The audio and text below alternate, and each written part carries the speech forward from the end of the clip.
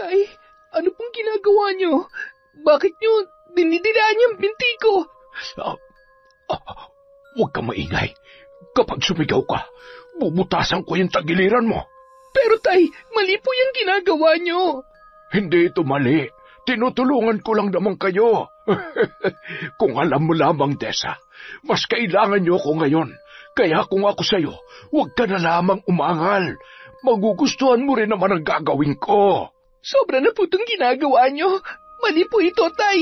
Kung hindi niyo na po ako kayang irespeto, isipin niyo ang anak niyo. Mas gusto niyo po ba na magkasira kayo ni Alex? Hindi mo ako kailangang paalalahanan. Alam ko kung anong ginagawa ko. At maniwala ka, hindi magagalit ang asawa mo. Ano pong ibig niyong sabihin? Mas mabuti nang hindi mo alam. Masasaktan ka lang. Pero huwag ka mag-alala. Iingatan naman kita. Dadahan-dahanin ko lang dahil alam kong inosente ka pa. Tatanggalin ko na tong pang-itas mo, ha?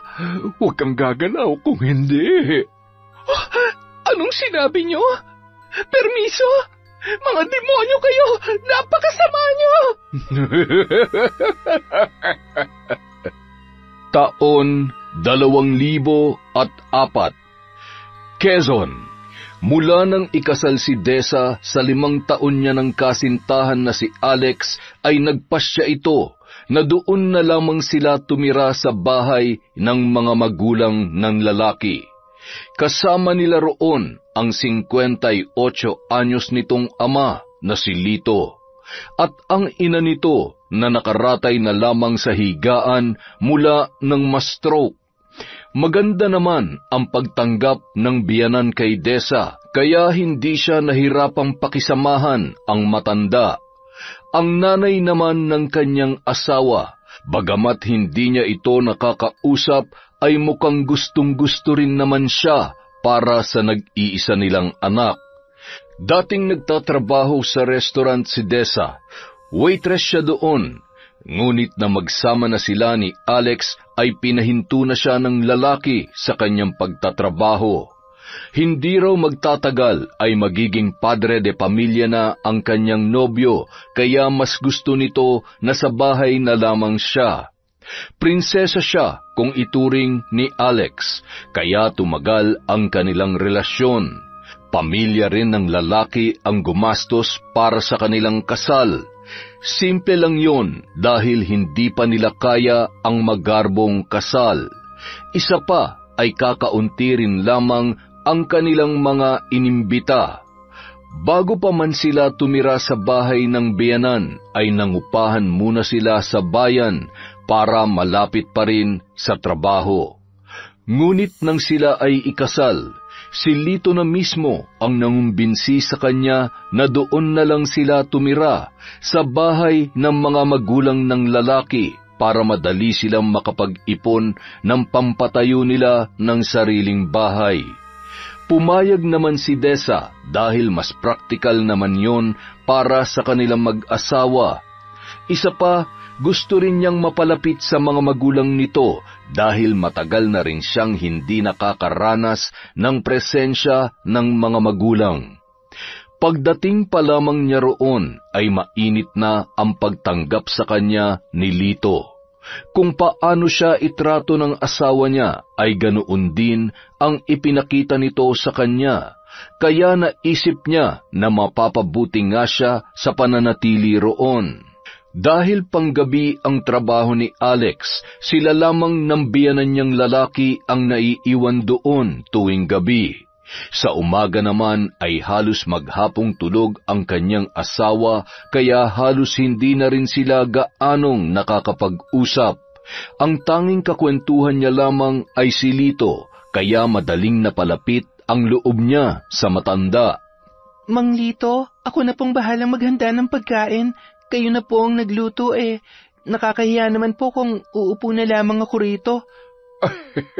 Ano ka ba, Dessa? Tatay na rin ang itawag mo sa akin. Para ka namang ibang tao kung Manlito pa rin ang itatawag mo sa akin. Asawa ka na ni Alex, kaya parang anak na rin kita. Kung papayag ka nga, anak na rin ang itatawag ko sa iyo. Sige po, Tay. kung yan po ang gusto ninyo. Yan, ganyan nga. O siya, maupo ka na para makakain na tayo. Salamat po sa pagluluto nyo ng hapunan, Tay. Sa susunod, ako naman po ang magluluto para makatikim naman po kayo ng lutong Kapampangan. Ay, sus, ayos lang naman kahit hindi ka magluto. Pero gusto ko rin matikman ang luto ng iba. Sa tagal na kasi naming magkasama rito ng misis ko ay ako lagi ang nasa kusina. Yun din po bang dahilan kaya siya na-inlove sa inyo ng sobra?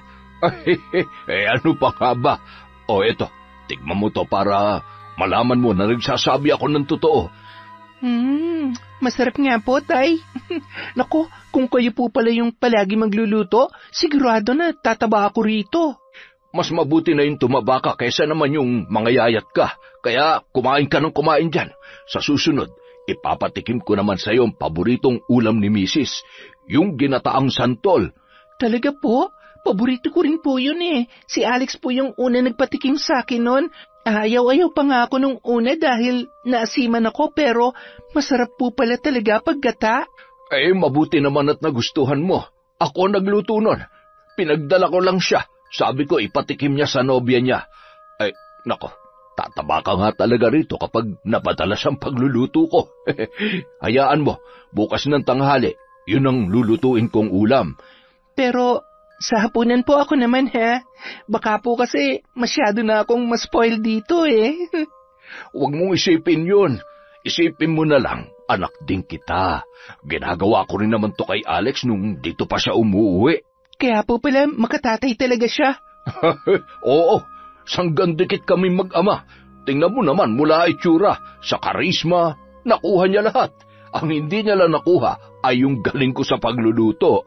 Nako, hindi po ako kokontra dyan. Nung minsan pinagprito ko siya ng isda, halos hindi na po namin makain. Nagkandalasog-lasog na nga eh. Medyo sunog pa.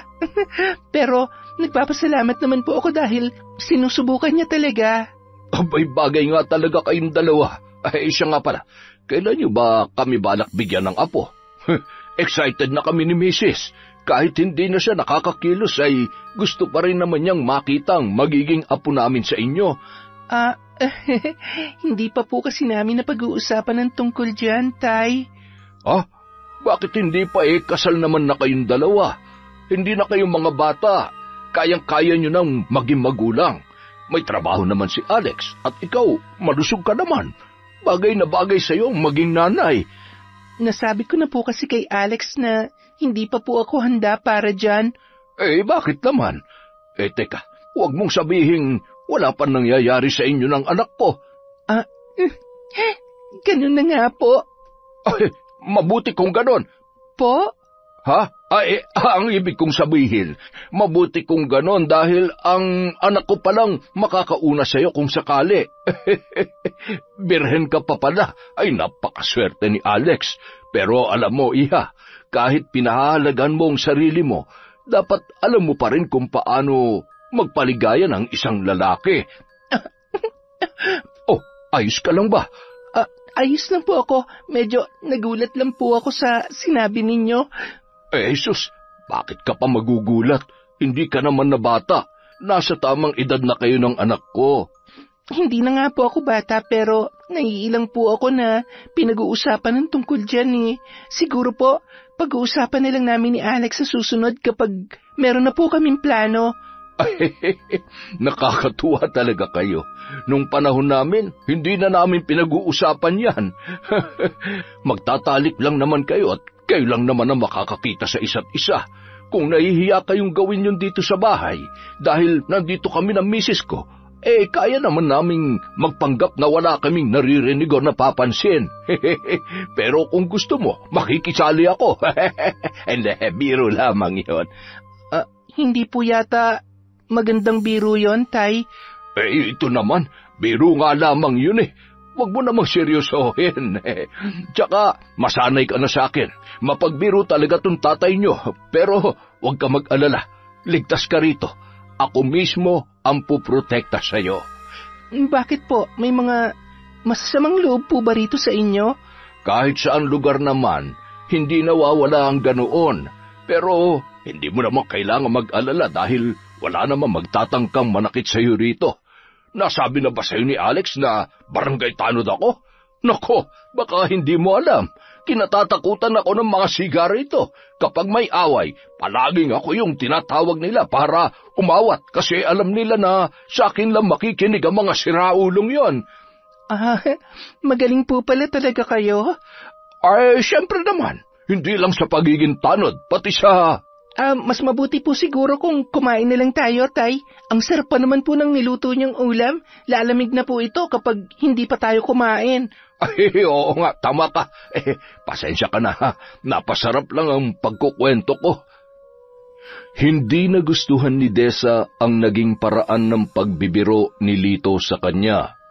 Bagamat maaga siyang naging independent, ay alam niya kung paano disiplinahin ang sarili kahit walang gumagabay sa kanya, kaya hindi niya nagagawang magbiro o makisakay sa ganoong klase ng biro. Nakakabastos yun para sa kanya, ngunit pinalampas na lamang ni Desa yon para hindi sila magkaroon ng samaan ng loob, lalo na't kalilipat lamang nila ni Alex sa bahay ng kanyang mga magulang. Sa mga sumunod na araw ng pananatili ni Desa sa bahay ng kanyang biyenan, nakaramdam na siya ng hiya dahil wala siyang maitulong sa gastusin doon. Sinabihan naman siya ni Alex na hindi niya kailangang magtrabaho dahil ito na ang bahala sa mga gastusin sa bahay. Pero naisip niya na hindi naman masama kung kahit papaano ay tutulong pa rin siya. Naisipan niyang magluto ng mga kakanin at ilako yon sa kanilang lugar. Pinayagan naman siya ni Alex at binigyan din siya ng pampuhunan para magkaroon ng libangan. Naisip kasi ng lalaki na baka naiinip din siya sa bahay, kaya pumayag na yon na gawin ang kanyang gusto. Gabi pa lamang naghahanda na ng mga lulutuin si Desa at madalas na tumutulong sa kanya si Lito kahit na tinatanggihan niya ito. Hanggang sa hinayaan na lamang niya ang matanda sa pag-aakala na nais lamang nitong makatulong sa kanya. Ngunit isang araw, nangyari ang kanyang kinatatakutan. Matapos ang pagtitinda ay nagpresenta siyang magluto ng ulam para sa kanilang pananghalian. Habang nagluluto si Desa ay bigla na lang lumapit si Lito sa kanyang likuran at pasimpleng yumakap sa kanyang baywang. Kumusta yung panglumpiang gulay mo? Patikim nga. Nako, Tay, makakalimutan yung pangalan nyo kapag natikman nyo yan. Talaga? At, Tay, pakitanggal naman po yung kamay nyo sa bewang ko. Ay, Jesus, para naman akong ibang tao sa iyo anak na nga ang turing ko sa iyo, hindi ba? Wala namang mali siya to, kaya hayaan mo na. Pero Tay, hindi po maganda na basta-basta na lamang po kayo nangahawak kapag ginusto ninyo. Paano po kung may ibang makakita sa atin tapos ibang iisipin? Bakit ba kasi lahat na lang ng gawin ko binibigyan mo ng mali siya? Dahil hindi nyo naman po dapat ginagawa yon. Hindi po yun normal. Sa bagay, ganyan talaga kapag wala pang karanasan. Lahat na lang minamasama. Darating ka rin naman sa punto na pagsasawaan ka ng anak ko. Nakakabastos na po kayo, ha? Naririnig niyo po ba ang sarili niyo? Hindi na po maganda yung lumalabas sa bibig niyo, Tay. Masyado ka kasi maarte. Maganda ka nga pero wala ka naman silbi. Simpleng obligasyon mo lang bilang asawa hindi mo pa magawa. Ano ba mahirap doon? Hihiga ka lang naman at bubuka ka sa harap ng anak ko. Ganyan lang po ba kababa ang tingin niyo sa aming mga babae? Kaya nga po gusto kong maghanap buhay para magkaroon din ako ng silbi rito Hindi ba't sinabihan ka na ng anak ko na hindi mo na kailangan magtrabaho? Pero nagpupumilit ka pa rin. Ano, may gusto kang patunayan? Na mas magaling ka sa anak ko? Hindi yun ang silbi mo kaya kanya pinakasalan. Bigyan mo siya ng anak. Yun ang obligasyon mo bilang asawa. Bakit po ba kasi pinapangunahan yung pagkakaroon namin ng anak?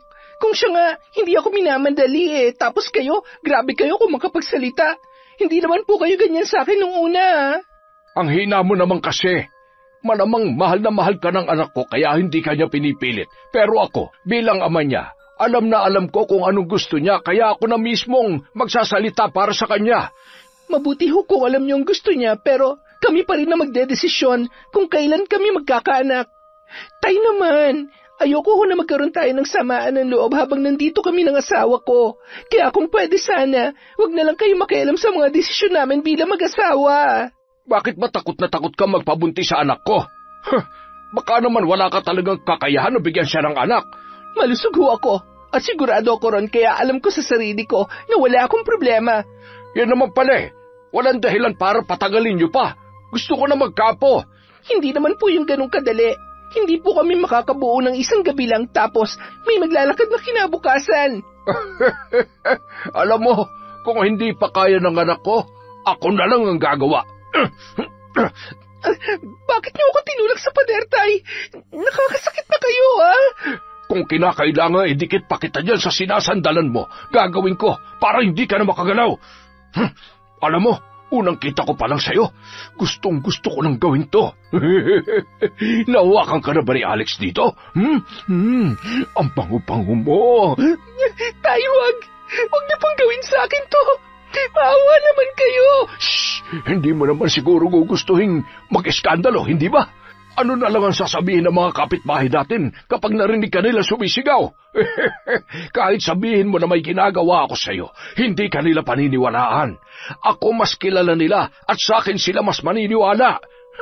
Kaya para hindi yun mangyari, hayaan mo na lamang akong hawakan ka ng ganito. Ang kinis-kinis mo talaga. Tay, huwag po. Isipin niyo naman po si Alex. Asawa ko po ang anak ninyo. Huwag niyo pong gawin sa akin to. Huwag kang mag-alala. Mabilis lamang to, Desa. Tay, maawa po kayo. Ang mabuti pa tumalikod ka. Tao po? Tao po?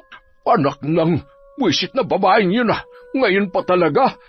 Hoy, Lito, alam kong nandyan ka sa loob. Lumabas ka dyan. Ay, ikaw, dito ka lang. Huwag kang lalabas.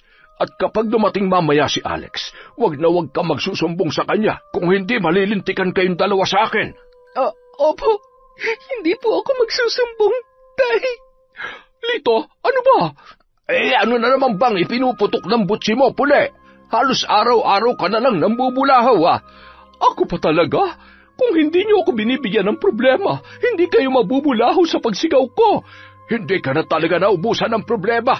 Ano na naman ba yon? Hindi talaga mauubos ang problema ko hanggat hindi nyo inaayos ang pagkakatali ng mga alaga nyong kambing. Tingnan nyo yung mga halaman ko. Ginawang tanghalian ng mga alaga nyo.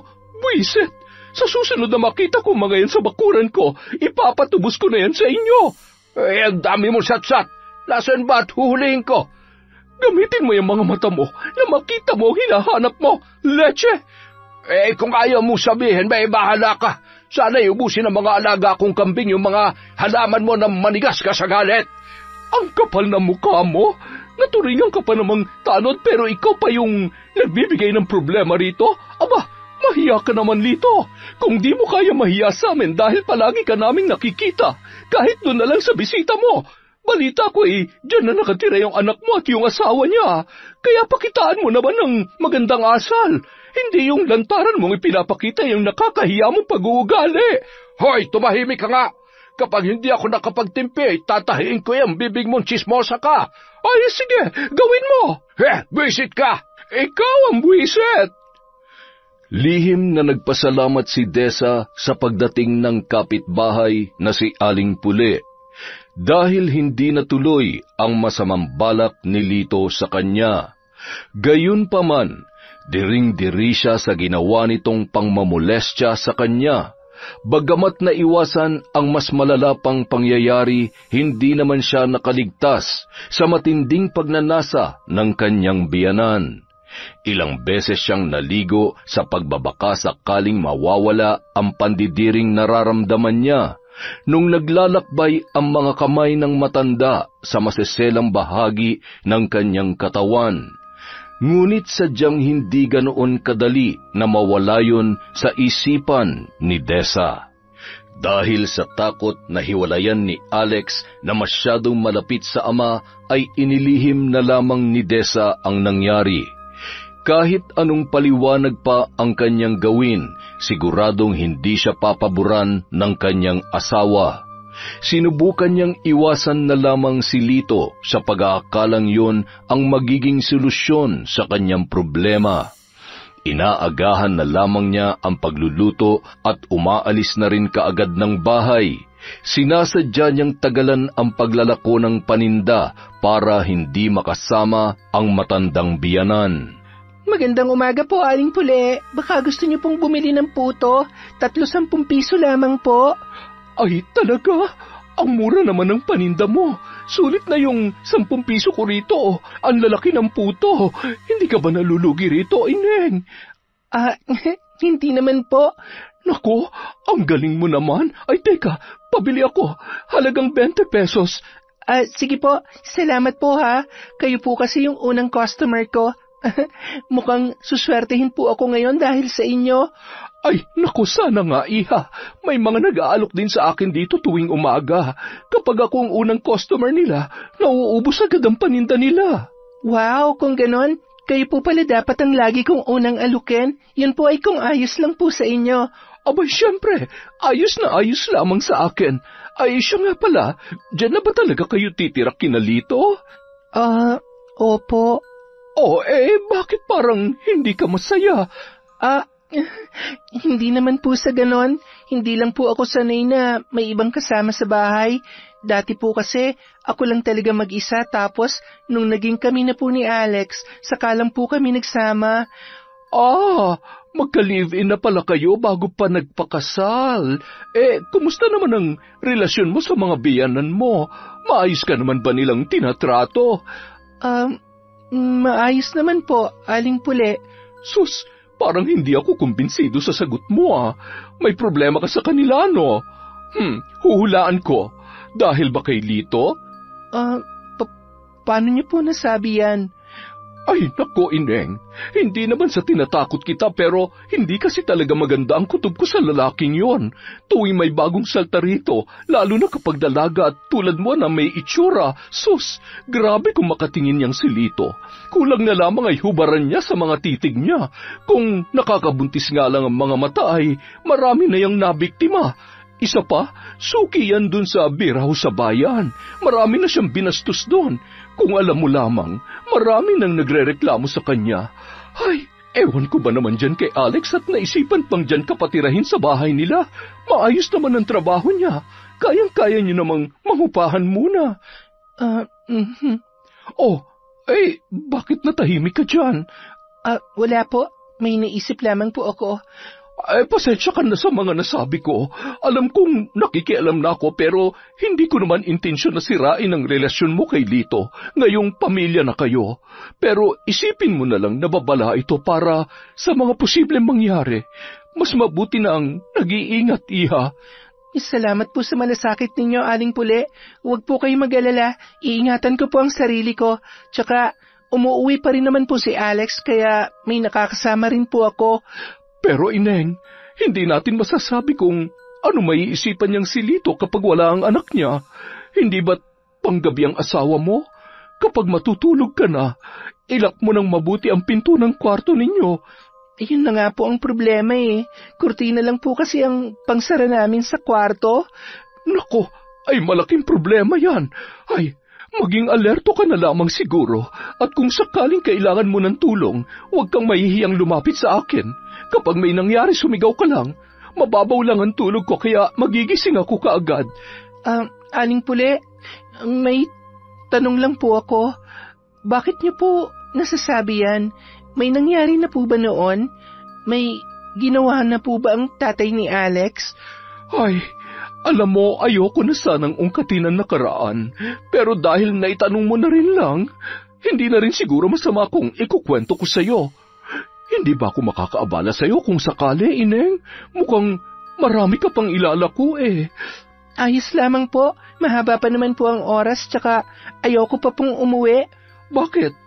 Nandun naman si Alex tuwing umaga, hindi ba? Opo, pero madalas po siyang tulog Minsan nga po, umaalis pa kasi meron siyang lakad. Siya, maupo ka muna rito para makapagkwentuhan naman tayo sandali. Sige po, interesado rin po kasi akong malaman kung bakit ganun na lang kasama yung tingin nyo kay Tatay Lito. Alam mo kasi, bago pa magtrabaho sa bayan si Alex, nagtrabaho muna siya sa palayan at naging tanod rin dito. May anak akong dalaga na napakagala. Eric ang pangalan niya. Gabing-gabi na siya kung umuwi palagi. Ayun, natsyempohan ni Alex habang nagro-ronda. Lasing na lasing yung anak ko. Doon sila nagkakilala. Niligawan niya si Erica at kahit hindi ko siya gusto, tinanggap ko siya nang sagutin siya ni Erica. Nagsama sila kahit hindi pa kasal pero nagpumilit nun si Alex na dyan na sila sa bahay ng mga magulang niya tumira. Nasan na po siya ngayon? Patay na siya, Desa. Nagpakamatay siya. At kahit hindi siya nagsabi sa akin, alam ko na may ginagawa sa kanya si Lito, kaya siya humantong sa ganoong desisyon. Mabait ang anak ko at mapagpasensya. Mahal na mahal niya rin si Alex, kaya alam kong hindi niya kayang ipahamak ang lalaking yon.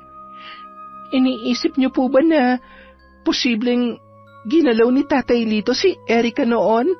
Oo, at alam kong hindi malayong mangyayari din yun sa'yo, kaya mag-iingat ka sa kanya. Kahit ngayon pa lang kita nakausap, nararamdaman kong mabuti kang tao.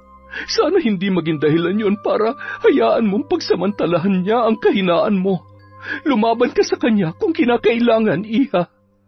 Naging laman ng isip ni Desa ang mga sinabing yon ni Aling Pule.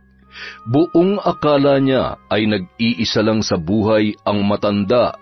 Isa pa, masama ang pagpapakilala rito ni Lito dahil sa pagiging reklamador sa mga kapitbahay. Kaya nang sabihin nito ang tungkol sa anak na si Erica ay muli na naman siyang napaisip. Sa hindi malamang dahilan, nakaramdam siya ng takot para sa kanyang sarili.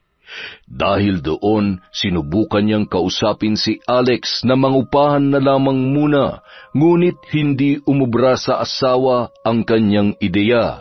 Sa kabila ng kanyang mga nalaman, pinigilan pa rin niya ang sariling magkwento kay Aling Pule tungkol sa pambabastos na ginawa sa kanya ni Lito at ang lihim na pagnanasa ng kanyang biyanan. Pinili niyang hindi yun ikwento dahil batid niyang magiging malaking kasiraan yun sa pamilya ng kanyang asawa.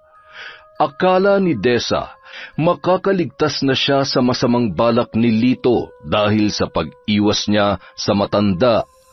Ngunit isang gabi, nagising na lamang siya nang maramdamang tila may mainit na bagay na dumadampi sa kanyang mga binti.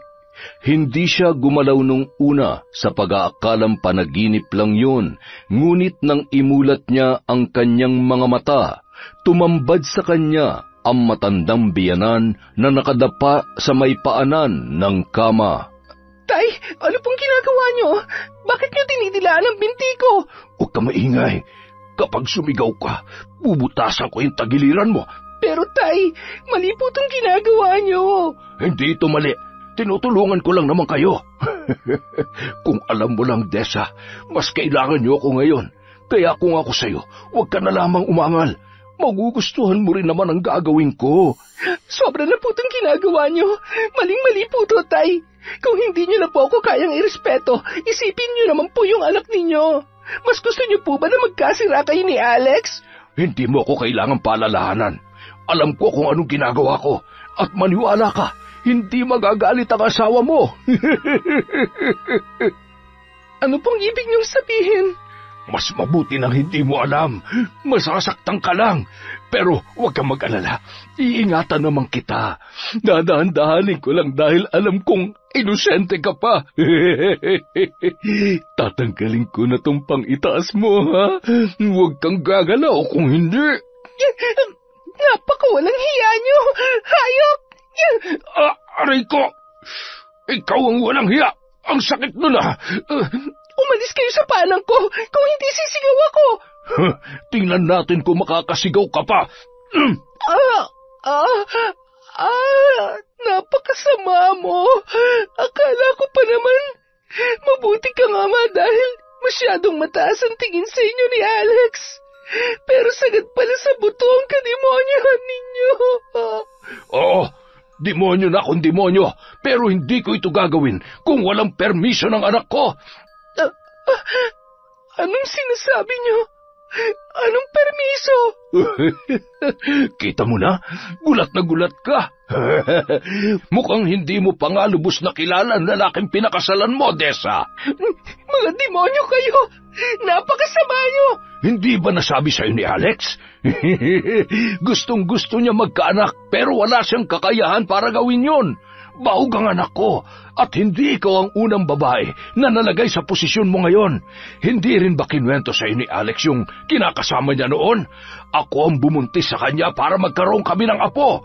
Ang kaso nga lang, tanga siya dahil hindi niya kinaya. Siya na mismo ang tumapo sa buhay niya. Napakasama niyo! Hayop! Tumigil ka na!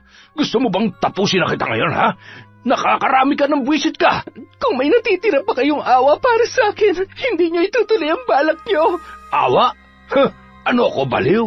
Nakahain ng pagkain, tatalikuran ko pa. Hindi ako isa't kalahating baliw gaya ng akala mo. Kaya kahit ano pang pagmamakaawa at panlalaban ang gawin mo, wala ka na magagawa pa. Kailangan ko magparami ng lahi at hindi ko na yun magagawa sa inutil kong asawa. Pero ikaw, kayang-kaya mo pang dali na magiging anak ko. Dapa! Ayoko! Ayaw mo? Sige, mas gusto mo palang pinahihirapan ka, ha? Tikman mo ngayon ang hugupit ng sinturong ko. Tingnan ko lamang kung hindi pa kita mapasunod sa gusto ko. Tama na po, Tay. Tigilan niyo na po ito, parang awa niyo na. Bakit naman ako makikinig sa'yo, ha? Nagsisimula pa lamang ako. Magbabayad kayo sa ginagawa niyo sa akin. Sisiguraduhin ko yon. Napakasama ninyo. Nagtagumpay si Lito sa kanyang plano nung gabing yun. Paulit-ulit na inangkin ng matanda ang katawan na nanghihinang si Dessa. Naubos na ang kanyang lakas sa panlalaban. Tuwing sinusubukan niyang pigilan ang kanyang biyanan, ay tinutumbasan din nito ng pananakit ang kanyang ginagawa. Nagtamo siya ng mga galos at pasa dahil sa pamumuwersa sa kanya ni Lito. Sampal, suntok, tadyak ang ginagawa nito sa kanya tuwing siya ay pumapalag. Kaya naman nang magising siya kinabukasan ay dama niya ang matinding panghihina. Dahil sa nangyari ay hinintay niya ang pagdating ng kanyang asawang si Alex para isumbong ang ginawa sa kanya ng ama nito. Alex, buti nakauwi ka na. Bakit? May nangyari ba? Teka, ano yan? Bakit may mga pasaka? Talaga bang hindi mo alam? Ano bang pinagsasasabi mo? Huwag ka na magmaang-maangan. Alam ko na alam mo kung ano ang sinasabi ko. Diretsuhin mo na lang ako, Dessa. Pinapainit mo lang ang ulo ko eh. Kaya aga-aga. Pagod pa ako sa trabaho. Bakit hinayaan mo lang ang tatay mo na gawin yun sa akin, ha? Hindi na natin kailangan pang pagtalunan yan. Siguro naman marami na siya nasabi sa'yo. Bakit? Kailangan ko pa bang ulitin lahat ng yon para maniwala ka? Kung ano man ang mga narinig mo mula sa kanya, yun na yon. Huwag mo nang ipaulit pa sa akin. Gusto ko na magpahinga. Ang kapal ng mukha mo! Ganun lang yon? Alex, kinahasa ako ng tatay mo. Wala ka man lang bang gagawin? Anong gusto mong gawin ko? Isuplong ko siya sa mga pulis? Huwag kang baliw, Dessa. Ama ko pa rin siya kahit ano pang gawin niya. Pinamoy niya ako. Hindi mo ba naiintindihan kung anong nararamdaman ko ngayon? Asawa mo ako. Ipagtanggol mo naman ako sa kanya. Ipamukha mo sa kanya na mali ang ginagawa niya. Ano ba? Iligo mo na lang yan. Mawala rin yung pandidiring nararamdaman mo. Hayop ka, Alex. Totoo nga ang sinabi ng tatay mo na may permiso ang ginawa niya. Paano mo naatim na ipaggamit ako sa kanya, ha? Ganon ba kababantingin mo sa akin? Ano, Alex? Sumagot ka. Yun ba ang dahilan kaya mo ako kinumbinsi na dito na lamang tumira? Eh kung sabihin kong oo, anong gagawin mo, ha? Makikipaghiwalay ka? Oo, at aalis ako rito. Kakasuhan ko kayo ng tatay mo. Magkasabot kayo mag-ama. Pagbabayaran niyo ang ginawa niyo sa akin. Sa tingin mo may maniniwala sa'yo na ginahasa ka niya? Baliw. Kayang-kaya kong kontrahin ang sasabihin mo.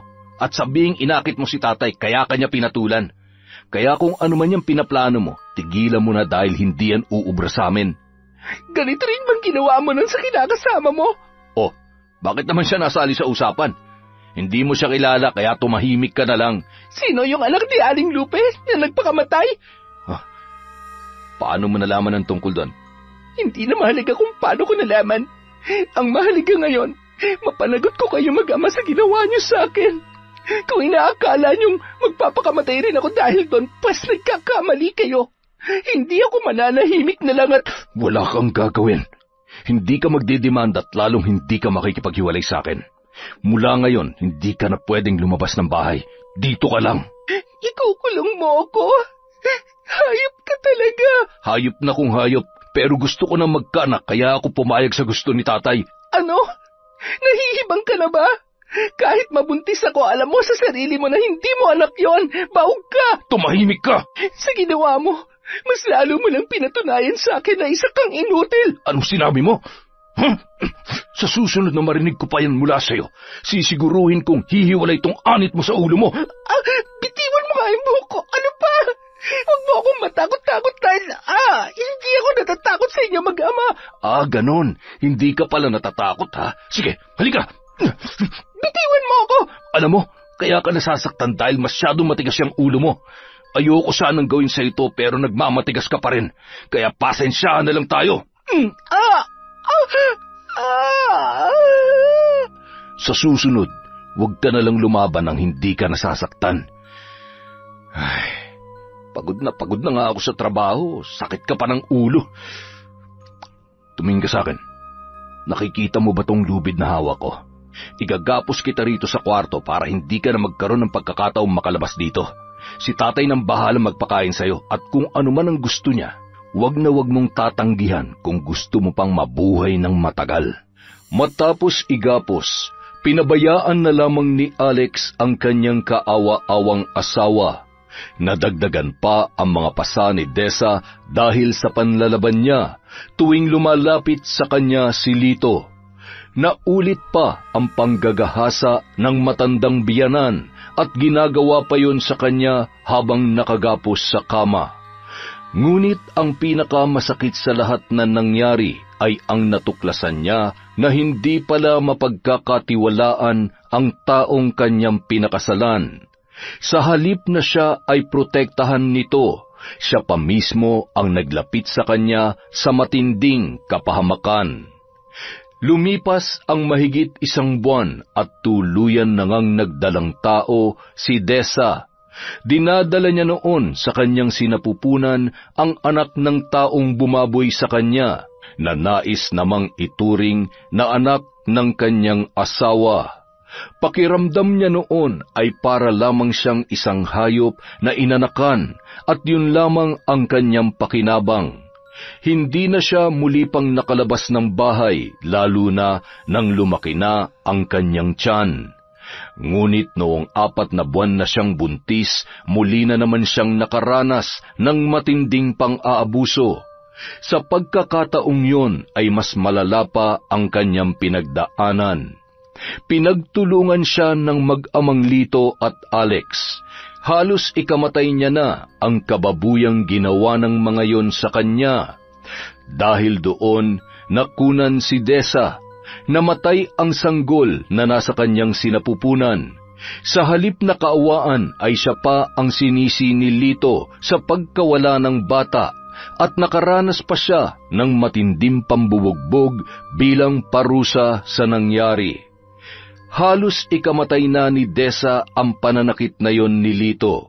Samantala, dahil nagsususpecha na ang kanilang kapitbahay na si Aling Lupe, ay naalarma na rin ang mag-ama, kaya gumawa na ng paraan ang mga yon kung paano siya ididispatcha. Igapos mo na yan. Bilisan mo. Kailangan na natin mailabas ang katawan niya habang wala pa mga tao sa labas. Sigurado po ba kayong wala ng pag-alagala ng ganitong oras, Tay? Baka nakakalimutan mong barangay tanod ako rito. Alam ko kung kailan wala ng pag-alagala pa sa labas, kaya sigurado kung wala nang makakakita sa atin. Saan ba natin dadalhin si Desa? Buhay pa siya, Tay. Di sa lugar kung saan siya maaaring mamatay. Alam mo naman siguro kung saan ang bahay ng kinatatakutang mambabarang dito, hindi ba? Doon natin siya dadalhin. Yung sinasabi nilang may lahi ring aswang? Oo, anak. Sariwa pa ang dugo ni Desa nang makunan siya, kaya sigurado kung hindi siya makakaligtas sa matandang yon. Sa ganun paraan, hindi na natin siya kakailanganin pampatayin dahil may iba nang gagawa noon para sa atin. Iba ka talagang mag-isip, Tay. Kaya bilib na bilib ako sa iyo eh. Basta huwag ka lang magpapatalo sa konsensya mo, ha? Dahil kapag pinairal mo ang emosyon mo, lalo na sa ganitong pagkakataon, ikaw rin mismong magpapahamak sa sarili mo. Ay, teka, umamin ka nga. Nagdadalawang isip ka ba sa gagawin natin? Hindi po, Tay. Tsaka wala naman akong magagawa kung kailangan na nating i-dispatcha si Desa. Sayang nga eh. Mahal ko pa naman siya, pero nung sinabi niyang isusuplong niya kayo sa pulis, bigla nagpantig yung tenga ko. Hindi ko kayang ipahamak kayo, Tay. Kaya tama lang yan sa kanya. Pasalamat na lang siya dahil kahit papano naawa pa tayo sa kanya at hindi natin siya dito pinatay. Tama. Kung mamamatay man siya sa kamay ng mambabarang na yon, posibleng hindi niya namamalayan. Pabor pa sa kanya pag nagkataon. At kapag may naghanap sa kanya, alam mo na kung sino ituturo at ididiin natin.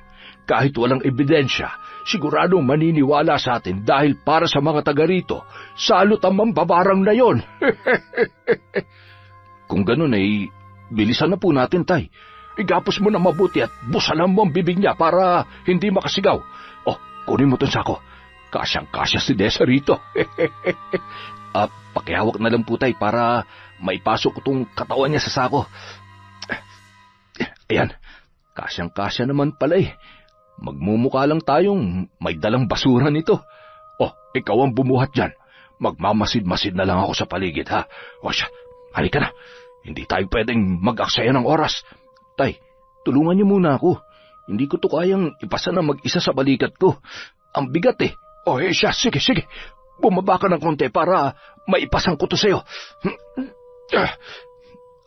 Ang bigat nga talaga nito, ha? Ako nang mauuna. Titingnan ko muna kung may tao sa labas. Sige ho, Tay. Ayan, pwede ka nang lumabas. Dahan-dahan lamang, ha? Tay, paano kung may mauna pang makakita kay Desa kaysa dun sa mambabarang na sinasabi nyo? Hindi kaya mas mabuti kung patayin na natin siya ng tuluyan at hayaan na lang natin yung matanda na magdispatcha sa bangkay niya? May punto ka rin naman dyan, anak. May dala ka bang patalim dyan? Wala, Tay. Hindi ko na naisip kanina sa pagmamadali eh. Hayaan mo na. Maghanap na lang tayo ng batong ipupukpok sa ulo niya para matuluyan na talaga yan. Ako na ang gagawa. Sige po, Tay. Bilisan na po natin. Nang malapit na sila sa bakanteng palayan, kung saan malapit ang bahay ng kinatatakutang mambabarang sa kanilang barangay, ibinagsak ni Alex ang katawan ni Desa sa lupa. Naghanap naman ng bato si Lito para sana ipupukpok sa ulo ng babae. Ngunit habang naghahanap ang matanda ay biglang natigilan ang mag-ama nang makarinig sila ng kaluskos sa di kalayuan. Dahil madilim, hindi nila agad na aninag kung ano yon. Ngunit maya-maya lamang unti-unti nang luminaw ang kanilang nakikita. Kaagad na napaatras ang dalawa. Kitang-kita ang pamumutla ng mag-ama habang nakatitig sa kanila ang malaking aso na animoy handa silang atakihin anumang oras. Sa takot ni Lito, nauna pa itong kumaripas ng takbo papalayo kesa sa anak niya na si Alex. Naiwan naman ang katawan ni Desa sa natutuyong lupa sa palayan nang wala pa ring malay.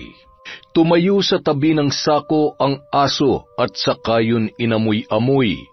Ilang sandali pa ay nagpakawala ito ng sunod-sunod na alulong. Tanda na may isang buhay na nawala ng gabing yon. Nang makalayo ang mag-ama, sakalang noon lumabas ng bahay si Felicia. Nakaagaw pansin sa kanya ang sakong dala ng isang lalaki. Hindi niya alam kung ano ang laman noon, ngunit inutusan niya ang alagang aso na lumabas para takutin ang mga ito. Nang masigurong wala ng tao sa paligid, naglakad ang matanda papalapit sa iniwang sako sa bakanteng palayan. May naririnig siyang tibok at mahinang paghinga ng isang babae, kahit ilang hakbang pa ang layo noon sa kanya.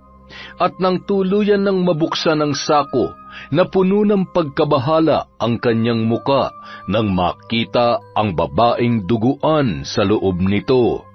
Napagtanto ni Felicia na naging biktima ng pang-aabuso ang babaeng kanyang nasagip.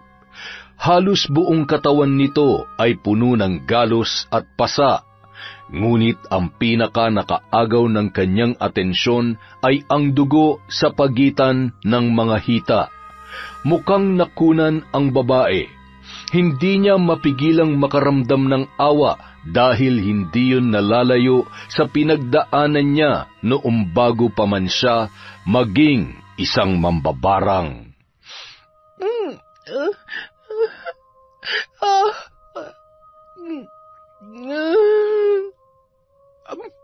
Mabuti naman at gising ka na. Sino ka? Nasaan ako? Anong lugar ito? Huwag kang matakot. Hindi kita sasaktan. Ako ang nakakita sa katawan mo kagabi, kaya nandito ka ngayon sa aking bahay. Anong ibig niyong sabihin? May nakita kong 2 lalaki kagabi doon sa palayan. Buhat-buhat ka habang nakalagay sa isang sako. Kung hindi lumapit sa kanila ang alaga kong aso, malamang hindi na kita naisalba pa. Pupukpukin ka na sana ng bato ng matandang lalaki. Balak kanilang patayin, iha. Mga hayop sila. Hindi pa sila nakontento sa pambababoy sa akin. Gusto pa nila akong patayin. Ay, sandali. Sino ba sila? Asawa ko po, at saka po yung biyanan ko. Ginahasa ako ng biyanan ko na itinuring ko na rin na parang tunay kong ama. Pero nagawa niyang babuyin ako sa kabila ng pagmamakaawa ko sa kanya. Pero alam niyo po kung ano yung pinakamasakit sa lahat. Alam ng asawa ko yon. At hinahayaan niya lang ang tatay niya. Tapos kagabi, pinagtulungan po nila ako. Sinubukan kong lumaban pero ito ang inabot ko. Ay, mukhang hindi nga madali ang pinagdaanan mo sa kanila. Kung wala naman silang mabigat na dahilan para gawin sa iyo yon, hindi ka dapat pumapayag na abusuhin na lamang ng mga ganong klase ng tao. Sandali po, hindi po ba kayo yung kinatatakutan nilang, halos lahat ng mga taga rito ay takot sa akin. Ang alam kasi nila, hindi lang ako basta mambabarang, kundi isa ring aswang. Pero hindi totoo ang kanilang mga kwento. Hinayaan ko na lamang na matakot sila para walang magtangkang gumawi rito. Kung ganoon, hindi po totoo na may lahi kayong aswang? Hindi, iha. Marahil ay nasabi lamang nila yon dahil sa alaga kong aso. Pero, bakit niyo po ako tinutulungan? Tinulungan kita dahil napagdaanan ko rin yan noon. Ang kaibahan lamang, hindi ko kaano-ano ang gumawa sa akin. Pinagsamantalahan nila ako at basta na lamang itinapon sa kung saan. May matanda ring tumulong sa akin noon. Kinupkup niya ako hanggang sa nalaman ko na kabilang siya sa isang grupo na gumagamit ng itim na mahika. Kaya nilang mangkulam at mambarang.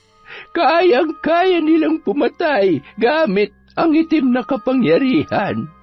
Tinuruan nila ako hanggang sa maging kabilang na rin ako sa kanilang grupo. May tribo kami noon sa bundok, pero may isang grupo ng kalalakihang pumunta roon para sunugin lahat ng aming tahanan. Ang tingin nila sa amin ay mga salot at nagdadala lamang ng kamalasan sa mga nakatira sa ibaba ng bundok. Kaya po ba napadpad kayo dito? Oo, matagal na akong naninirahan dito at matagal ko na rin pinoprotektahan ang sarili ko gamit ang itim na mahika. Ngayon, tatanungin kita, gusto mo bang makaganti sa lumapastangan sa pagkatao mo? Opo, gusto kong magbayad sila mag-ama sa mga ginawa nila sa akin. Tulungan niyo po ako, Manang. Parang awa niyo na po. Hindi mo kailangang magmakaawa. Batid ko kung gaano katindi ang puot at galit dyan sa loob mo ngayon. Kaya makakaasa ka na tutulungan kitang pagbayarin sila. Sa paanong paraan mo ba gustong makita ang kanilang paghihirap? Gusto ko silang gumapang sa hirap hanggang sa sila na mismo ang tatapos sa sarili nilang buhay. Gusto ko rin maramdaman nila ang sakit na naranasan ko habang sabay nila akong ginagahasa.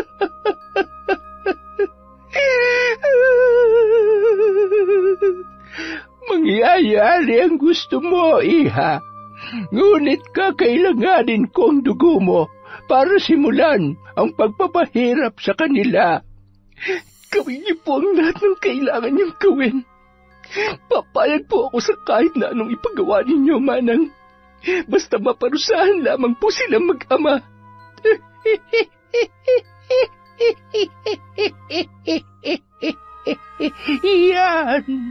Yan ang tapang na hinihintay ko mula sa'yo. Huwag ka mag-alala. Sa gagawin ko sa kanila, hindi na nila magagawa pang muling lumigaya. Ay, teka, sandali. May kukunin ako. Heto. Ano po yan? Laman ng garapong ito ang mga alupihang ginagamit ko sa pambabarang. Mga alaga ko sila. At kapag nakipagkasundo ka sa among pinagsisilbihan nila, mangyayari lahat ng nanaisin mo sa iyong paghihiganti. Ano po bang kailangan kong gawin? Kailangan kong patak ng sariwang dugo na magmumula sa iyo. Tinupad ni Felicia ang pangakong tutulungang makapaghiganti si Desa. Gaya ng kanyang sinabi ay pinatakan nito ng sariling dugo ang mga insektong gagamitin niya sa mga taong nais nitong paghigantihan. Matapos ang kanilang pag-uusap ay pumasok na siya sa kanyang silid upang simulan ang ritual.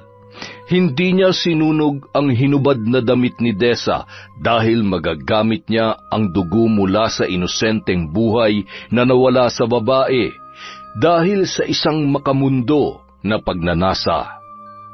Kinagabihan, naghahanda na sa pagpasok sa trabaho si Alex nang makaramdam siya ng pagkirot ng ulo at bahagyang pagkahilo. Hindi siya nakapasok sa trabaho nang mas lumala pa yon sa mga sumunod na oras. At nang matutulog na siya sa kanyang silid, bigla na lamang siyang nakarinig ng mahinang iyak ng sanggol. Hinanap niya kung saan yon nanggagaling, ngunit wala naman siyang nakita. Nagpaulit-ulit ang iyak ng bata hanggang sa unti-unti itong maging isang nakakakilabot na tawa. napaupo sa kama si Alex at naninigas ang katawan. Nagpalinga-linga yun sa paligid. Nang hindi pa rin mawala ang mga naririnig niyang ingay, ay pinilit na lamang niya ang sariling makatulog. Ngunit kahit anong pilit niya ay hindi yun mangyari. Maya-maya lang, tumambad sa kanyang paningin ang isang anino ng matandang babaeng nakatalikod sa kama. Kalong nito ang umiiyak na sanggol. Sino ka? Paano ka nakapasok dito? Oh, Alex, sinong kausap mo? Ayan tayo.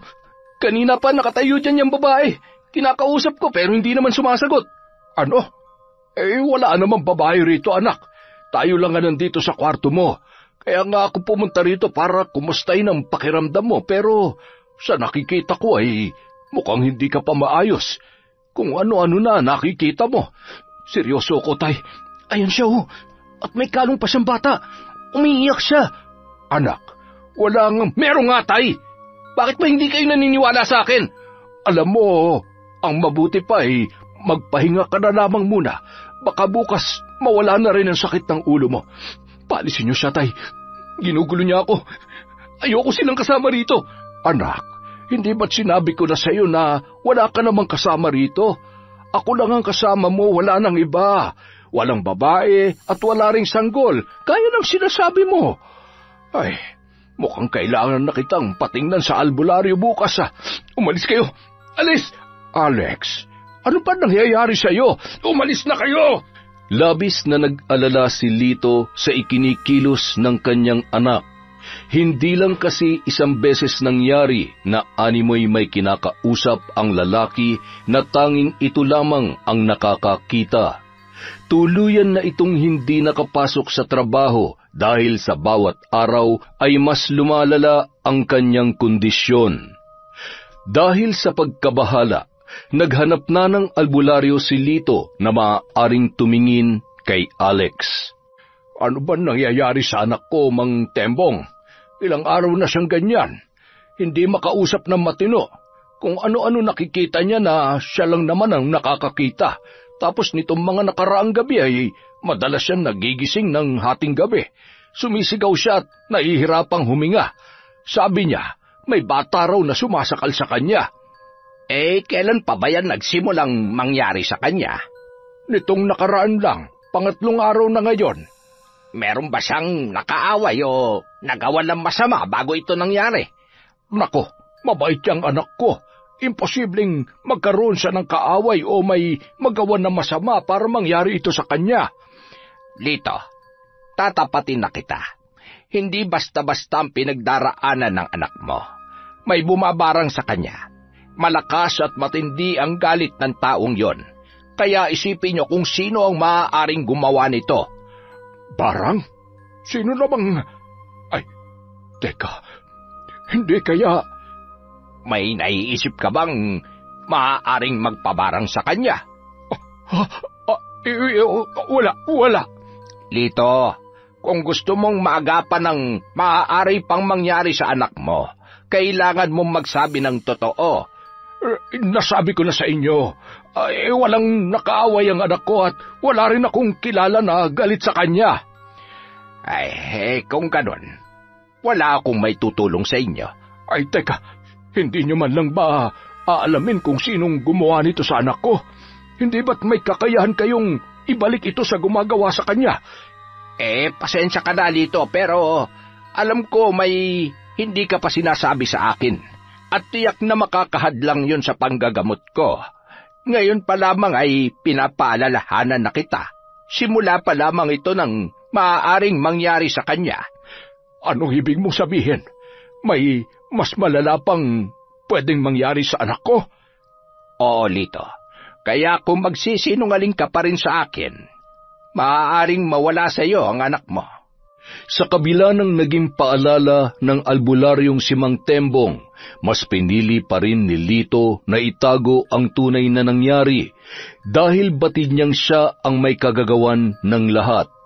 Wala siyang ibang naiisip na maaaring magpabarang kay Alex kundi ang asawa nitong si Desa. Hindi nila napatay ang babae kaya malaki ang posibilidad na nakaligtas ngayon. Ngunit ang malaking palaisipan sa kanya ay kung sino ang tumutulong sa kanyang manugang at kung bakit si Alex lamang ang ipinababarang nito, gayong higit siyang nagkasala kay Dessa. Dahil tumanggi si Mang Tembong na gamutin si Alex ay walang nagbago sa kalagayan ng lalaki. Ngunit kinabukasan, nagulat na lamang si Lito nang may mapansing pagbabago sa kanyang katawan. Bahagyang umumbok ang kanyang tiyan at namaga ang kanyang pagkalalaki. Halos maluha si Lito nang subukan niyang umihi dahil wala namang lumalabas.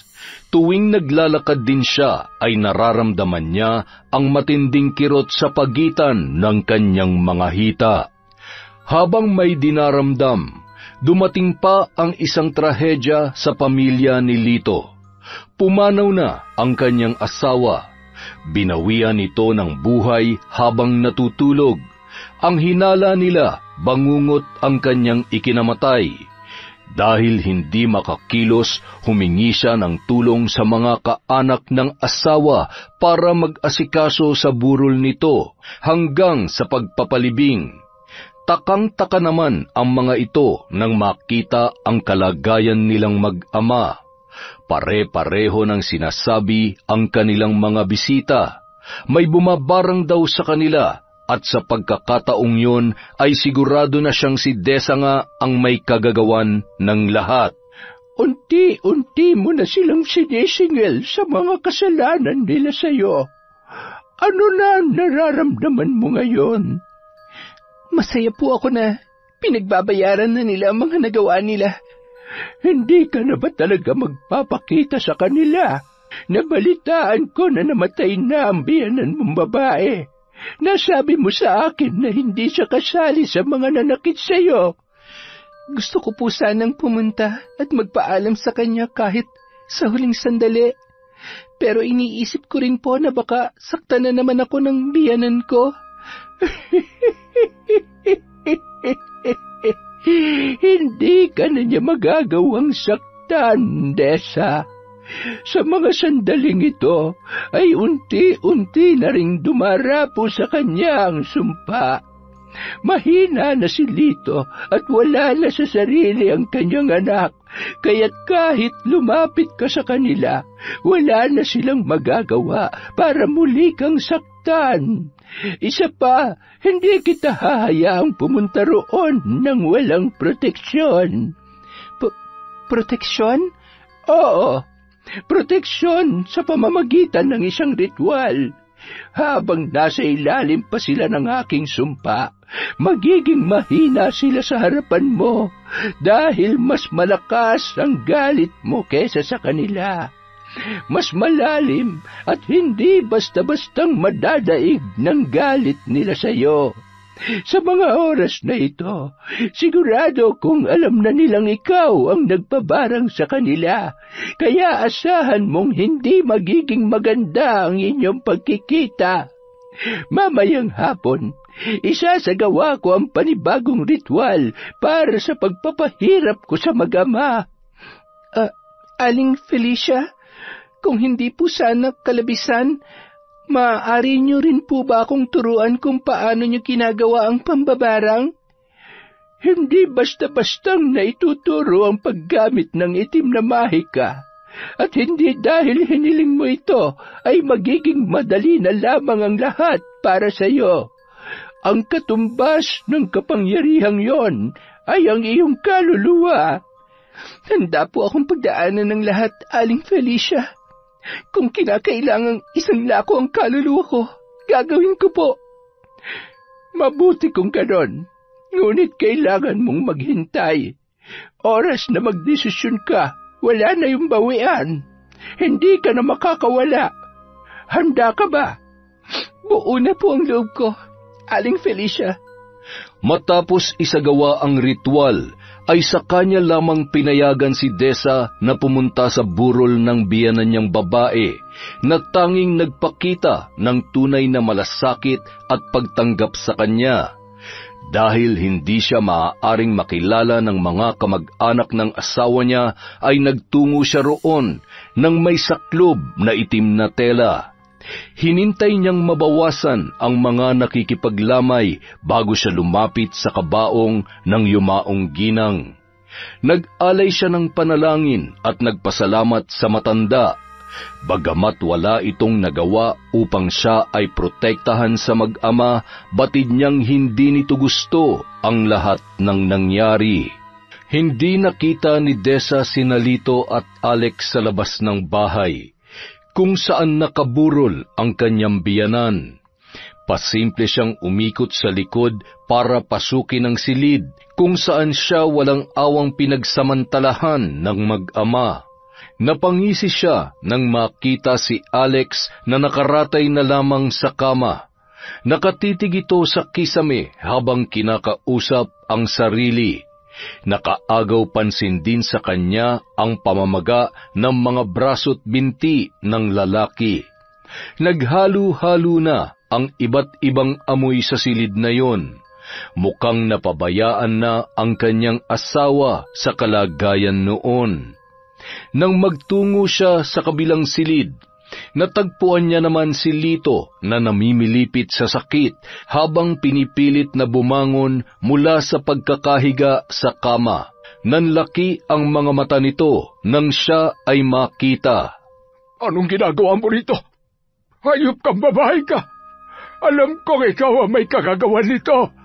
Ako nga. Siguro naman ngayon, alam niyo na kung anong kayang gawin ng isang babaeng matapos niyong halayin at yurakan ng pagkatao ay magagawa niyo pang patayin. Hintayin mo ang pagganti ko sa'yo. Sisiguruhin kong babalik sa'yo ang lahat ng nararanasan namin ng anak ko. Kulang pa yan. Hindi ako titigil hanggat hindi kayo gumagapang ng anak mo sa hirap. Tigilan mo na yung kabaliwan mo, Desa. Una pa lang, dapat alam mo na kung anong silbi mo sa pamilyang ito. Ano ba sa tingin niyo ang silbi ko? Para usan niyo mag-ama? Laruan niyo tuwing nakakaramdam kayo ng matinding pangangailangan? Lalaki ako at may pangangailangan din. Bakit pa ako maghahanap ng ibang babae kung nandito ka naman? Hindi ka naman sana masasaktan kung pumayag ka na lamang sa gusto kong mangyari. Magdadalang tao ka at isisilang mo ang anak ko. Magkakaroon na kayo ng anak at magiging masaya na kayo ng asawa mo. Ganun lang sana kasimple ang lahat, pero lumaban ka pa. Talagang lalaban ako. Hindi ko haya magtagumpay kayo nang hindi ko man lang pinaglaban ang dignidad ko. Napakahayop niyo mag-ama. Dapat sa inyo, hinahatid na sa hukay. Hindi mo magagawa yan. Asawa mo pa rin si Alex. Nakita mo ba ang kalagayan niya? Hindi ka ba naaawa sa kanya? Mahal ka pa rin niya sa kabila ng lahat. Mahal? Pagmamahal ba ang tawag niyo sa ginawa niyo sa akin? Nababaliw ka na. Pumunta ako rito dahil nagbabaka sakali ako na nagsisisi na kayo sa mga kahiyupang ginawa niyo sa akin. Pero hanggang ngayon, mali pa rin ako ng inakala sa inyo mag-ama. Wala na kayong pag-asa kaya tama lang na pagdusahan niyo lahat ng naging kasalanan niyo. Hindi lang sa akin, kundi pati sa anak ni Aling Puli. Paano mo nalaman ang tungkol doon? Yan, ganyan din ang reaksyon ng anak niyo nang sinabi ko ang tungkol sa anak ni Aling Puli. Bakit? Anong ginawa niyo sa kanya, ha? Hinalay niyo rin ba siya at pinahirapan gaya ng ginawa niyo sa akin? Paano hindi? Pareho lang naman kayong uto-uto. Ang kaibahan niyo lang, pumayag siya na dalhin sa sinapupunan niya ang anak naming dalawa. Pero malay ko pa namang may balak din pala magpakamatay ang baliw na yon. Hindi na kayo naawa. Ilang taon nang nangungulila sa anak si Aling Puli pero hindi pa rin nabibigyan ng hustisya nangyari sa kanya. Ngayong alam ko na ang totoo. Asahan niyo mas magiging mahirap pa ang pagpapahirap ko sa inyo. Tandaan mo yan! Matapos makipagsagutan sa matandang biyanan, nagpasya na si Desa na umalis doon. Masaya na siya na nakita mismo ng dalawa niyang mga mata kung paano naghihirap ang mag-ama. Habang pinagmamasdan ang dalawa, Lalong-lalo na si Lito, wala siyang naramdaman ni katiting na awa at pagsisisi sa naging desisyon niya. Nang paalis na roon si Desa, hindi niya inaasahan na makakasalubong niya si Aling Puli. Nagulat ang ginang sa muli nilang pagkikita at bakas sa mukha nito ang matinding pag-aalala. Desa, ikaw ba yan? Kumusta ka na? Ang tagal na kitang hindi nakikita. Ayos ka lang ba? Ang mabuti pa, sumama ka muna sa bahay ko. Magkwentuhan tayo sandali. Pasensya na po, Aling Puli, pero kailangan ko rin pong umalis kaagad. Ay, teka, bakit? Hindi ba't nakaburol pa ngayon ang biyanan mong babae? Nandyan naman po ang mga kamag-anak nila. Si Nalito at Alex, parang hindi ko sila nakikitang lumalabas ng bahay. Ano bang nangyari sa dalawang yon? Malalaman niyo rin ho kapag pumunta kayo sa kanila. Naku, hindi naman ako pumupunta dyan.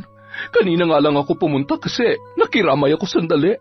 Mabait kasing asawa ni Lito at magkasundo talaga kami noon bago pa man siya ma-stroke. Pero kung isa sa mag-amang yon ang nakaburol dyan, hindi ako pupunta. Ay, siya nga pala, may gusto sana akong itanong sa'yo.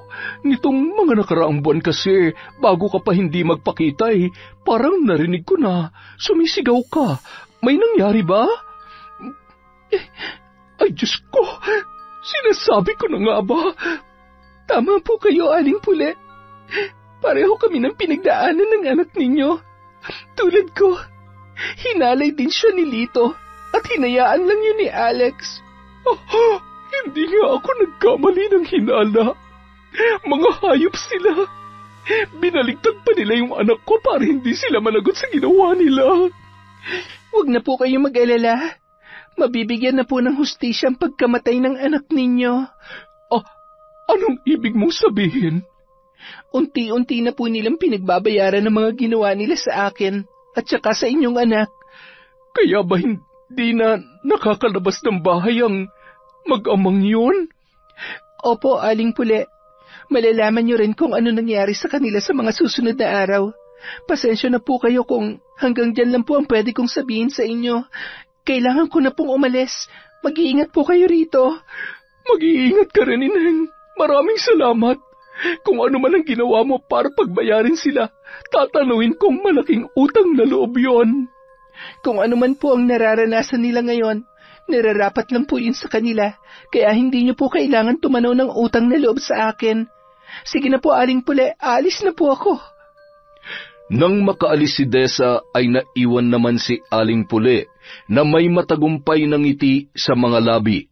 Masaya ang ginang na sa wakas ay may kumilos na upang mabigyan ng hustisya ang kanyang anak na naging biktima rin ni Nalito at Alex. Sa huling gabi ng lamay, tuluyan ng nalaman ng mga kapitbahay at ilan pang mga nakakakilala kay Lito ang sinapit nito at ng kanyang anak na si Alex. Marami ang nalungkot sa nangyari, ngunit mas marami ang natuwa sa karmang inabot ng mag-ama. Matapos ilibing ang asawa ni Lito ay natagpuan itong nangangayayat na at kinakailangan ng gumapang sa sahig dahil hindi na siya makatayo. Kinumbinsi raw ito ng mga kamag-anak na magpadala na sa ospital nang matingnan ang kalagayan, ngunit tumanggi ang matanda. Marahil ay nahihiya sa kalagayan, lalo na't hindi na lamang basta na mamaga ang maselang parte ng kanyang katawan. Nang huling nakita si Lito ay may mga alupihan ng lumalabas sa kanyang tainga at bibig. Hinala ng mga kapitbahay, alupihan ang ginamit ng bumabarang sa matanda. Ngunit nagulat din ang mga nakakakilala sa mag-ama nang kumalat ang kwento na may mga uod na ring lumalabas sa ari ng dalawa. Tatay, anak, parang hindi ko na kaya. Ito na yata ang ikamamatay ko. Hirap na ako. Wala pa rin ba kayong nakukuhang manggagamot? Hirap na rin ako sa kalagayan ko, Tay. Hindi ko na maigalaw ang mga pako at yung... hindi na ako makahihi, Tay. Namamaho na ako rito. Bakit walang gustong tumulong sa atin? Iniwan na tayo ng mga kamag-anak natin, anak. Sa nanay mo lamang sila may pakialam. Yung iba naman, ayaw makialam dahil takot na madamay. Wala ring manggagamot ang gustong sumubok dahil masyadong malakas ang mambabarang na nakuha ni Desa. Pwisit na buhay ito para na tayong papasok sa impyerno. Tay, buti pa humingi na lang tayo ng tawad kay Desa. Magmakaawa tayo sa kanya. Baka sakaling gumaling pa tayo, Tay. At sa tingin mo, patatawarin ka ng babaeng yon. Matindi ang galit niya sa atin, Alex. Kahit lumuhod ka pa at lumuha ng dugo, hindi niya na tayo patatawarin. Baka nakakalimutan mo ang ginawa mo sa kanya. Halos patay mo na siya nung gabing inahanay natin siya, kaya ganun na lamang ang galit niya sa atin. Nakausap niyo siya ng burol ni nanay, hindi ba? Bakit hindi pa kayo humingi ng tawad sa kanya, Tay? Bakit ako? Ako lang ba nagkasala sa kanya? Ikaw dapat ang aray ko, maunang gumawa nun dahil asawa ka niya. Nasaktan mo siya ng husto. Pero kayo ang may pakana ng lahat nito, mula kay Erika hanggang kay Desa. Kung bakit kasi hindi mo mapigilan yung sarili mo tuwing nakakakita ka ng babae. Pati tuloy ako napahamak. Ano? Talagang kayo mo pa ako sisisihin? Baka nakakalimutan mong pumayag ka at ginusto mo rin lahat na nangyari. Ikaw pa nga mismo ang narakot sa Erika yon para hindi magsumbong kay Pule. Pasensya na, Tay. Pero hindi ko na kayo masasamahan. Suko na ako, Tay. Ay, sandali. Alex, bitiwan mo yung kutsilyo. Huwag mong...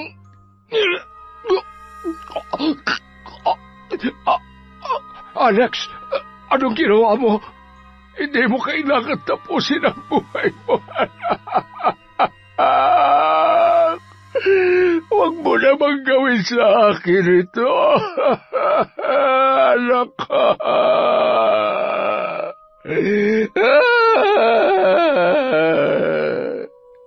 Tuluyan ng binawian ng buhay si Alex nung araw na yon, matapos niyang saksakin ang kanyang sarili. Dahil sa paghihinagpis at hirap na nararanasan ni Lito, hindi na rin ito nagdalawang isip pang sundan ang anak. Tinadtad ni Lito ng saksak ang kanyang sarili, ngunit hanggang sa huling hininga ng matanda ay hindi pa rin ito nagagawang humingi ng tawad sa kanyang nagawa kina Desa at Erika. Aling Felicia, maraming salamat po sa lahat ng naitulong niyo sa akin. Nakamit ko na po ang hustisya sa mga ginawa nila, kaya tatanawin ko po itong malaking utang na loob. Kaligayahan ko na tulungan ka, Iha. Sana'y hindi dalhin ng iyong konsensya ang nangyari. Unang kita ko pa lamang sa'yo, alam ko nang mabuti ang puso mo, kaya sigurado ko na nalulungkot ka rin na kailangang buhay pa nila ang maging katumbas ng hustisyang hinahangad mo. Totoo naman po na nalulungkot din ako, pero naiintindihan ko po na kailangan mangyari yun sa kanila, hindi lang para sa amin ni Erika, kundi para sa mga taong posible pa nilang maging biktima. Pinarusahan lamang natin sila. pero sila pa rin ang tumapos sa sarili nilang buhay. Ay, mukhang yun na po talaga ang kapalaran nila, kaya wala na po tayong magagawa. Sa ngayon, ang magagawa mo na lamang ay ang ipagpatuloy ang buhay mo. Marami pang magagandang pangyayari ang darating sa iyo, kaya pasensya ka na kung ipagkakait ko sa iyo ang kaalaman tungkol sa itim na mahika. Magiging mas masaya ang buhay mo kung mamumuhay ka bilang isang ordinaryong tao. Pero huwag mong kakalimutan na kapag kinailangan mo muli ang tulong ko, palaging bukas ang bahay ko para sa iyo. Maraming salamat po, Aling Felicia. Hindi ko po alam kung bakit salot ang tingin sa inyo ng ibang tao. Kung alam lang po sana nila kung gaano kabuti ang puso ninyo. Sigurado akong pagsisisihan nilang lahat ang mga iniisip nila sa inyo. Huwag mo nang intindihin yon. Sabi ko naman sa iyo, hindi ba? Mas tahimik ang buhay ko kung kinatatakutan ako ng mga taga rito. Kaya hindi mo ko kailangang alalahanin. Ay, siya nga pala. Ano nang plano mo ngayon? Saan ka napupunta? Maghahanap po sana ako ng bagong trabaho sa bayan. Kapag may trabaho na po ako, dadalaw-dalawin ko po kayo dito. Para naman po, umingay rin tong bahay nyo kahit minsan. Ikaw ang bahala. Kahit kailan, tanggap ka dito sa bahay ko. Labis ang pasasalamat ni Dessa kay Aling Felicia sa ginawa nitong pagtulong sa kanya, kahit na hindi naman sila magkadugo o magkakilala. Napatunayan ng babae na hindi nakabase sa pagkakakilala ng iba ang tunay na katauhan ng isang tao, at malalaman lamang ito kung kikilalanin mismo ang taong yun. Kaya sa kabila ng masamang tingin ng mga taga-barangay kay Aling Felicia, nanindigan si Dessa na mabuting tao ang matanda. Itinuloy niya ang paghahanap ng trabaho. Sinubukan niyang bumalik sa pinapasukan niya noon at hindi naman siya nabigo nang muli siyang tanggapin ng dating amo. Gaya ng dati, nangupahan na lamang muna si Dessa sa bayan at makalipas lamang ang ilang buwan, nakakilala siya ng lalaki na muling nagpatibok ng kanyang puso. Malayong malayo ito sa ugali ng yumao niyang asawang si Alex, dahil bukod sa napakabait ng lalaki ay makadiyos ang pamilya nito, at higit sa lahat, tunay na pamilya ang turing nila sa kanya. Yon! Ang ganda naman nun, na naman. Medyo nakakapagod po ang araw na ito. Pasensya na po kayo. Wala po muna tayong shout-out. Huwag kayo magtatampo. Maraming salamat po sa walang sawang pagsubaybay at pagsuporta sa Kwentong Enteng.